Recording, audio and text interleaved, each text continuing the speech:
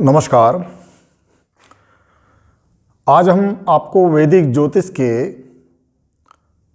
पाठ नंबर 16 के अंतर्गत 12 भावों का परिचय और उन भावों के कारकत्व के बारे में जानकारी देंगे कि 12 भाव होते हैं। 1 से लेकर 12 भाव होते हैं किसी एक व्यक्ति की जन्म कुंडली में, और भाव का अलग अलग गुण और स्वरूप होता है। तो वो क्या भाव होते हैं और उनका क्या गुण और स्वरूप होता है, उस विषय पे आज चर्चा करते हैं। ये आपके सामने ये 12 भाव की एक पत्रिका है। इसमें ये जो पहला भाव है इसे प्रथम भाव कहते हैं। ये प्रथम भाव जो है तन का भाव होता है। प्रथम भाव से हम शरीर का, आत्मा का, इस भाव से सिर का, रंग रूप का, किसी भी व्यक्ति की आकृति कैसी होगी, उसकी प्रकृति कैसी होगी, उसका दिमाग कैसा होगा, कदकाठी कैसी होगी, उसका स्वभाव कैसा होगा,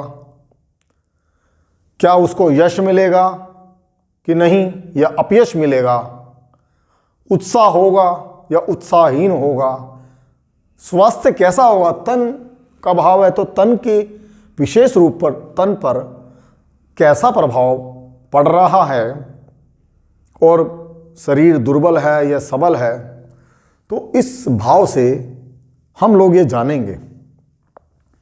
इसे प्रथम भाव कहते हैं। इसको अगर आप एक भाषा में, एक वाक्य में कहना चाहें तो इसे तन भाव या लगन कहते हैं। ये द्वितीय भाव है, इसे धन भाव कहते हैं। संचय, धन संचय करके हम कहाँ रखते हैं, इन्वेस्टमेंट कहाँ करेंगे, हमारे पास किस प्रकार का धन किस रूप में होगा, बैंक में होगा या किसी धातु के रूप में होगा, कीमती धातु के रूप में, सोने चांदी के रूप में, रत्न आभूषण के रूप में, या चल और अचल संपत्ति के रूप में हमारा धन कहाँ होगा, किस रूप में होगा। इस भाव से, द्वितीय भाव से विचार किया जाता है। इसके अलावा इस भाव में हमारे जितने भी सगे संबंधी, कुटुंब जिन्हें हम कहते हैं, उनका विचार किया जाता है। हम किस प्रकार का भोजन प्राप्त करते हैं, ये मुख का भी विचार होता है, और मुख में जीभ होती है, और जीभ से हम सभी प्रकार के स्वाद लेते हैं। तो ये स्वाद से हमें ये मालूम पड़ेगा कि इस भाव में कौन से प्लेनेट या भाव का स्वामी कौन है, और इस भाव में कौन सी राशि है। तो ये जातक किस प्रकार का स्वाद लेगा, किस प्रकार के भोजन करेगा, सात्विक भोजन करेगा या राजसी भोजन करेगा या तामसी भोजन करेगा, और या कम करेगा या ज़्यादा करेगा, इसी भाव से विचार होता है। और मुख है तो धूम्रपान करेगा, विस्की वगैरह का सेवन करेगा कि नहीं करेगा।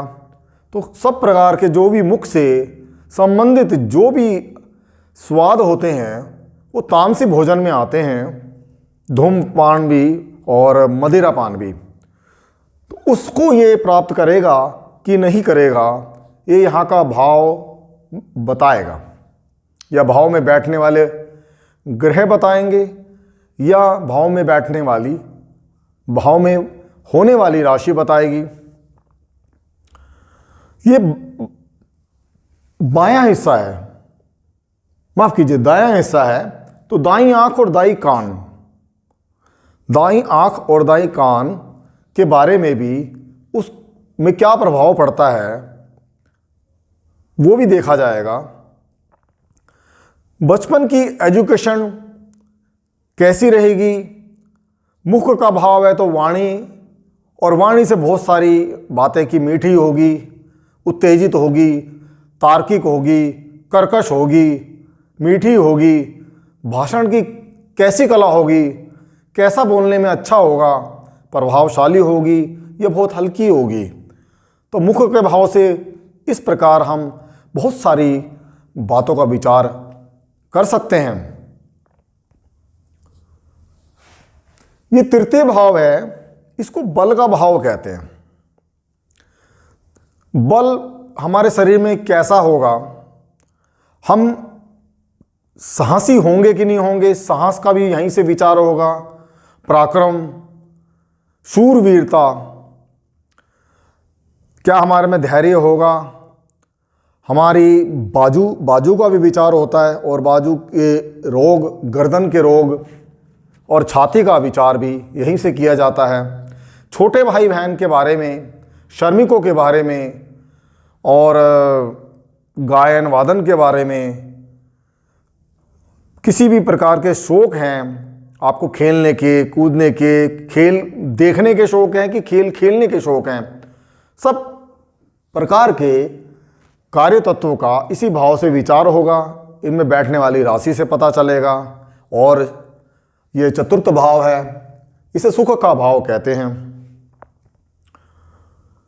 ये हमारे सुख, सब प्रकार के जो सुख होते हैं, जैसे सबसे बड़ा सुख आपका भूमि का, भवन का, वाहन का, घर का सुख होता है। घर होगा कि नहीं होगा, होगा तो कितना बड़ा होगा, और होगा तो उसमें सुख होगा कि नहीं होगा, ये इस भाव से पता चलेगा। घर में वाहन का सुख है कि नहीं है। इसमें माता का भाव है, माता होगी कि नहीं होगी, माता का स्वास्थ्य कैसा होगा, माता की आयु दीर्घायु है या मध्यम है, और माता का प्रभाव कैसा है, माता के कार्य तत्व कैसे है, स्टेप मदर होगी कि नहीं होगी, ये सब इस भाव से मालूम पड़ेगा। मित्र बंधु, जो आपके फ्रेंड्स होते हैं, जितने मित्र बंधु होते हैं, आपके मित्र बंधु होंगे कि नहीं होंगे, कम होंगे, ज़्यादा होंगे, कैसे होंगे मित्र बंधु, इस भाव में बैठने वाली राशि और ग्रह से मालूम पड़ेगा। पेट का भाव है, माफ़ कीजिएगा, सेकेंडरी एजुकेशन का, आपकी 5वीं से लेकर 12वीं तक की शिक्षा कैसी होगी, और आपके पिता की आयु, माफ़ कीजिएगा, पिता की इनकम, आय कैसी होगी, मध्यम है, निम्न है या हायर है, तो ये इस भाव से पता चलेगा। और ये पंचम भाव है, ये योगकारी भाव होता है, त्रिकोण का भाव होता है, इसे सुत भाव कहते हैं। उच्च शिक्षा के बारे में पता चलाना हो, कोई आदमी कितना बुद्धिमान है, कितना विवेकशील है, इस भाव से मालूम पड़ेगा। प्रेम संबंध कैसे होंगे, इस भाव से पता चलेगा। भविष्य के बारे में और प्रारब्ध के बारे में भी यहीं से पता चलेगा। इसमें बैठने वाले ग्रह से मालूम पड़ता है प्रारब्ध कैसा था, उसके फलस्वरूप कैसा प्रभाव अब पड़ रहा है, और बड़ा व्यापार भी यहीं से देखा जाता है। ये पेट के रोग, और कोई यंत्र मंत्र तंत्र की विद्या करता है या उस पर असर कितना होता है, इस भाव से ज्ञान पड़ता है। इस भाव से गुप्त ज्ञान का पता चलता है कि कोई ज्योतिष विद्या जानता है कि नहीं जानता, इस भाव में बैठने वाले प्लेनेट से मालूम पड़ता है।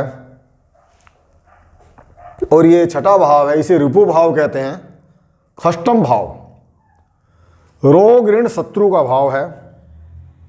आपको रोग होंगे कि नहीं होंगे, आपके शत्रु होंगे, कितने होंगे, बहुत ज़्यादा कठिन शत्रु होंगे, कुछ शत्रु बिना बात के बन जाते हैं, कुछ जेलसी में जलन से शत्रु बन जाते हैं, कुछ आपकी कर्मों से शत्रु बन जाते हैं। तो कैसे शत्रु होंगे यहाँ पर, और शत्रु से आप विजय प्राप्त करोगे कि नहीं करोगे।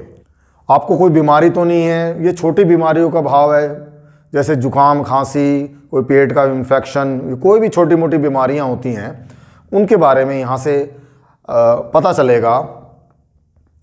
और आपको यश मिलेगा कि अपयश मिलेगा। आपका कमर पे कोई बीमारी होगी कि नहीं होगी, कमर का भाव है, कड़ियों का भाव है। और रिश्तेदारी में मामा के बारे में भी विचार किया जाता है। आजकल छोटे परिवार हो गए हैं, पहले इस पत्री में 12 भावों से अनेक रिश्तेदारों का विचार किया जाता था। अब लोग सिर्फ छोटे परिवार हो गए, माँ बाप और भाई बहन ही रहते हैं। मामा तो बहुत दूर हो गया है, तो माँ बाप के लिए और भाई बहनों के लिए ही विचार किया जाता है। जैसे ये छोटे भाई बहनों का है, ये माता का है, ये पिता का है, ये बड़ी बहन का है, ये मामा का भाग है। और ये सप्तम भाव है, इसे भोग या कामना का भाव कहते हैं, जो जिंदगी का हम आनंद लेते हैं। हमारा पति पत्नी का जो विवाह होता है उसके बारे में भी विचार करेंगे। स्त्री का सुख मिलेगा कि नहीं मिलेगा, काम वीर्य के बारे में भी। और ये व्यापार का भाव भी कहला जाता है, दसम का दसम व्यापार कहला जाता है। तो व्यापार होगा नहीं, और व्यापार होगा तो साझेदारी में होगा कि नौकरी होगी, उसके बारे में भी यहीं से पता चलता है। और ये लंबी यात्राओं का भी भाव है। लंबी यात्राओं से तात्पर्य क्या है? आजकल लोग विदेश में जाते हैं कार्य करने के लिए, और वहाँ जाकर 8-10 महीने कार्य करते हैं और वापस आ जाते हैं। कुछ लोग 2 साल कार्य करके वापस आते हैं, कुछ लोग वहाँ जाके सेट हो जाते हैं। तो इस भाव से पता चलता है कि वो आदमी वापस आएगा कि नहीं आएगा, सेट होएगा कि नहीं होएगा। लंबी यात्रा करके 6 महीने में 8 महीने में वापस आता है कि नहीं आता। ये अष्टम हाउस है, भाव है, इसे आयु का भाव कहते हैं। मृत्यु का भी यहीं से विचार होता है। ये गुप्त ज्ञान का भाव है, शोध का, रिसर्च का। कोई भी गुप्त किसी भी प्रकार की रिसर्च होती है, जैसे बड़े बड़े साइंटिस्ट गुप्त रिसर्च करते हैं, या कोई सन्यासी, कोई साधु साधक तंत्र मंत्र की रिसर्च करते हैं, यहाँ से पता चलता है। गुप्त रोगों का भी यहीं से पता चलता है। गुप्तांग का भाव है, हिप का भाव है। गुप्त ज्ञान मिलेगा कि नहीं मिलेगा, गुप्त धन मिलेगा। गुप्त धन क्या होता है? आपके पूर्वजों की कोई संपत्ति जैसे आप भूल गए हो, बीमे का धन मिलेगा नहीं मिलेगा, मृत्यु का भाव है। और कोई बड़े लोग की मृत्यु हो जाती है, जैसे दादा परदादा की मृत्यु हो गई है, तो उनके जो बीमे का राशि है वो मिलेगी कि नहीं मिलेगी, इस भाव से पता चलेगा। गुप्त संपत्ति से तात्पर्य है कि उनकी संपत्ति आपको मिलेगी कि नहीं मिलेगी। ये चोट चपेट का भी भाव है, संकट, व्याधियां, पेट में कोई व्याधि उत्पन्न हो जाए, लंबी बीमारियां, जितनी भी शारीरिक बीमारियां हैं, एड्स की है, शुगर की है, या टीबी की है, किसी भी प्रकार की लंबी बीमारियां जो हैं, कोढ़ हैं, बड़ी कठोर बीमारियां, सबका इसी भाव से मालूम किया जाता है। इसलिए इसे दुख का भाव कहते हैं।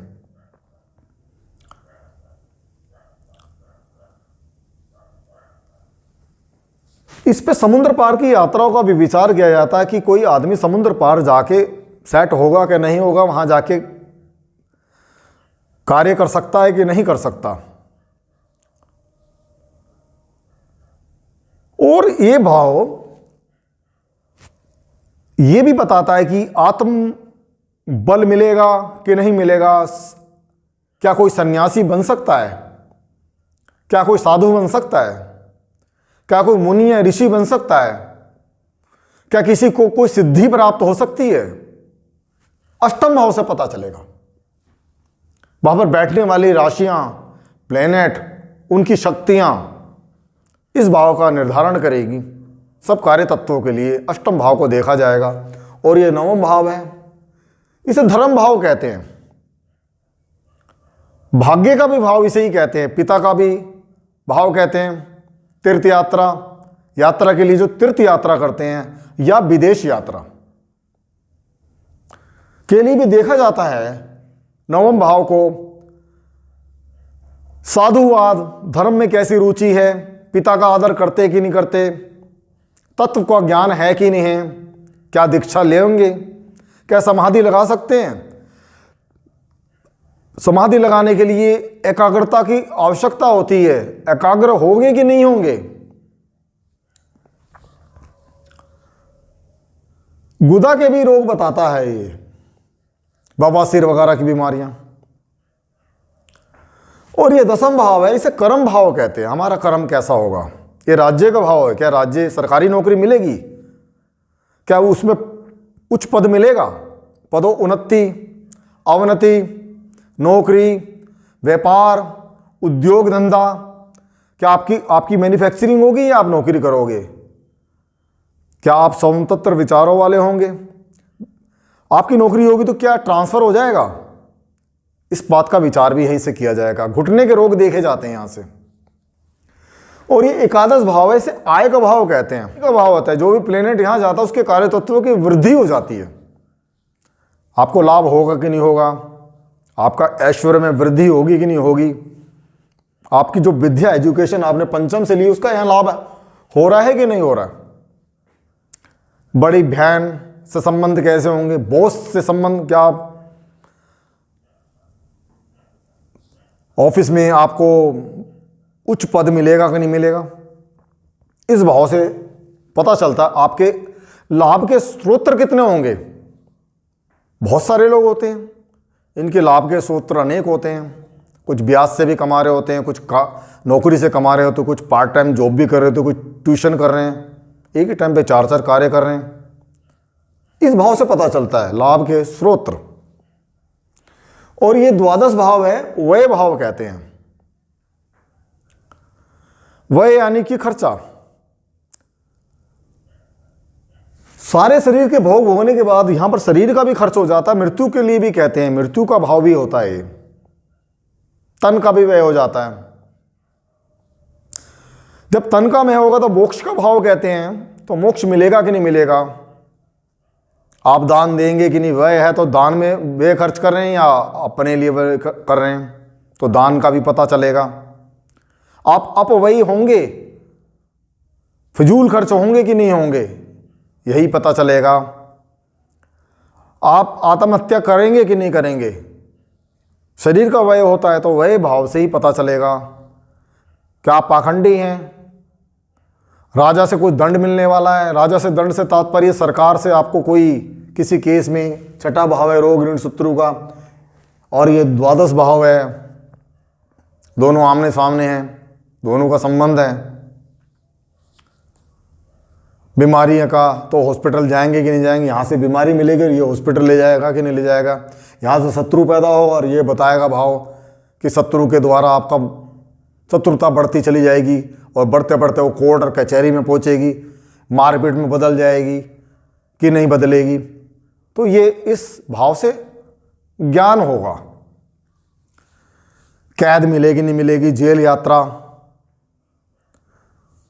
और अब वही करेंगे तो विदेश में फालतू खर्च करने के लिए लोग चले जाते हैं, ट्रैवल के लिए राहु होता है यहाँ पर, तो विदेश की यात्राएं 2-4 लाख रुपए खर्च करके आ जाते हैं, यूरोप चले गए, इधर चले गए, उधर चले गए। ये शयन सुख का भाव है। आपको अच्छी नींद आती नहीं आती, बहुत से लोग हैं तो सोते नींद ही नहीं आती। अच्छी नींद आएगी कि नहीं आएगी, इस भाव से ज्ञान होगा। ये द्वादश भाव है।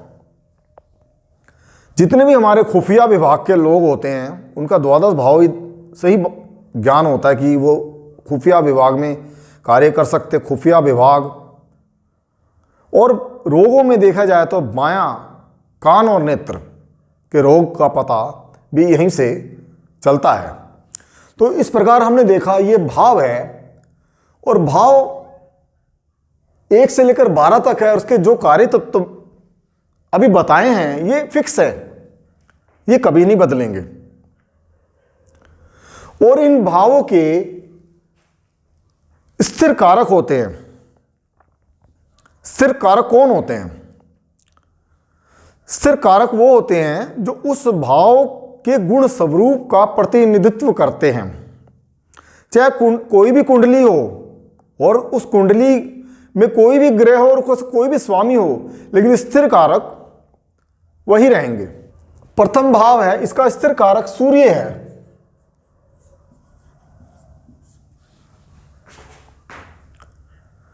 सूर्य आत्मा का कारक है, यश का, कीर्ति का, उन सब का सूर्य से संबंध होगा। सूर्य इस भाव का कारक है। सूर्य आत्मा का कारक है, यश का, ईगो का, और इस भाव का कारक गुरु है।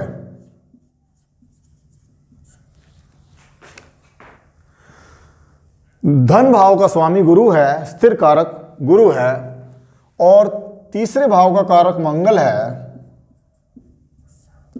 चतुर्थ भाव का कारक चंद्रमा है।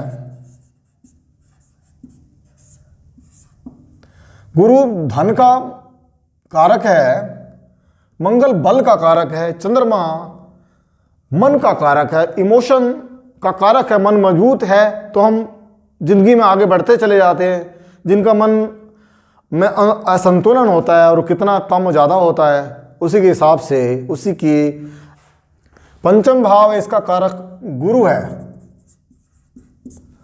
छठे भाव का कारक भी मंगल है। सप्तम भाव का कारक शुक्र है। भोग, कामना, शुक्राणु, वीर्य। अष्टम भाव का कारक शनि है, मृत्यु, आयु। और नवम भाव का कारक गुरु एवं सूर्य है। सूर्य पिता के लिए गुरु, धर्म के लिए यहां देखा जाएगा। दसम का कारक बुध है और सूर्य है।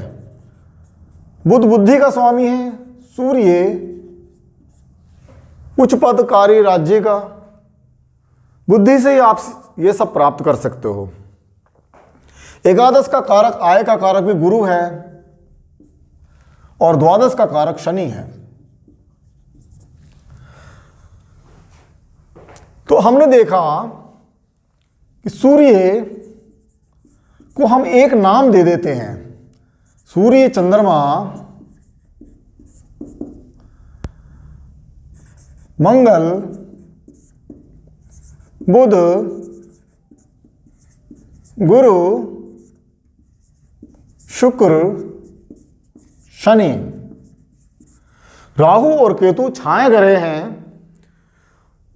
और उनको किसी भी भाव का कारक तत्व प्राप्त नहीं है। राहु शनि के साथ देखा जाएगा और केतु मंगल के साथ। तो सूर्य को हम आत्मा का कारक बोलते हैं, ईगो का, स्वाभिमान।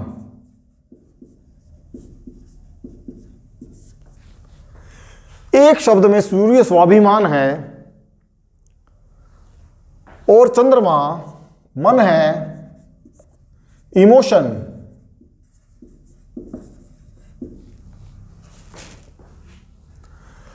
मंगल बल है, एनर्जी, फोर्स। और बुध बुद्धि है, शार्प माइंड। और गुरु लाभ है, प्रॉफिट। और शुक्र भोग है, एंजॉय। और शनि परिश्रम है, हार्ड वर्क।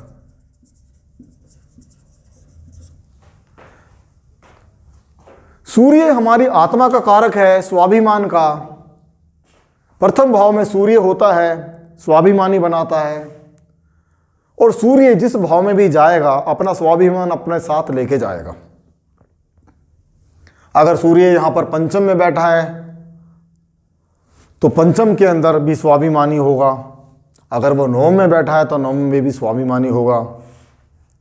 इसी प्रकार चंद्रमा है, मन का, इमोशन का कारक है और चतुर्थ भाव का कारक है और मन का कारक है। मंगल बल का, शक्ति का कारक है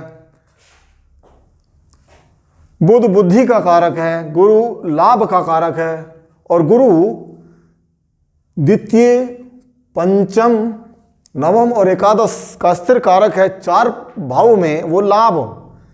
क्या आपको संतान लाभ मिलता है, धन लाभ मिलता है, आय का लाभ मिलता है, या धर्म का पिता का लाभ मिलता है? ये लाभ है गुरु। और शुक्र भोग है। आप जिंदगी में भोग प्राप्त कर रहे हैं कि नहीं कर रहे हैं। और शनि परिश्रम है। आपका परिश्रम बढ़ तो नहीं गया कहीं, बहुत ज़्यादा कार्य करना पड़ रहा है और प्राप्ति बहुत कम हो रही है। शनि कहाँ बैठा है, इस बात से ज्ञान होगा। शनि कोई ऐसा ग्रह नहीं है जिससे लोग भयभीत हो जाते हैं। हार्ड वर्क है। अगर उसकी दशा आती है तो जो कार्य आपके आराम से हो रहे थे, अब आपको पता चल रहा है कि वो कार्य करने में कितना परिश्रम करना पड़ रहा है। सिर्फ इतना ही फर्क है। शनि भी अपना प्रभाव देता है।